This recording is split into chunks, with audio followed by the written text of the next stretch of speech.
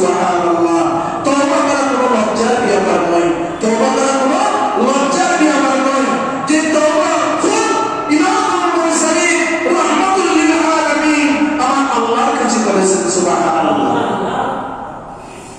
আমার নবী কি কোনো গুনাহ ছিল? কোনো অপরাধ করেছে আমার নবী? আমার নবীর 63 বছর জিন্দেগির মধ্যে দুনিয়াটি প্রথম যেদিন কদম রেখেছে এবং যাওয়ার আগ মুহূর্ত পর্যন্ত 63 বছর জিন্দেগির মধ্যে আমার নবীর মাঝে কিঞ্চিত পরিমাণ কোনো গুণ ছিল না সুবহানাল্লাহ। এটা হচ্ছে আমাদের আকীদা। আর যারা মনে করবে আমার নবীর মধ্যে গুণ ত্রুটি ছিল তাহলে সে ঈমান হারিস হয়ে গেছে, সে বেঈমান হয়ে গেছে। নাউযুবিল্লাহি মিন যালিক। যে নবীর 63 বছর জিন্দেগির মধ্যে কোনো অপরাধ ছিল না, কোনো গুনাহ ছিল না, কোনো অন্যায় ছিল না এবং কোনো কাজ আমার নবীজি করে নাই যে কাজ আমার আল্লাহ পছন্দ হবে না, আমার আল্লাহর অপছন্দনীয় এমন কাজ আমার নবীজি করেন নাই।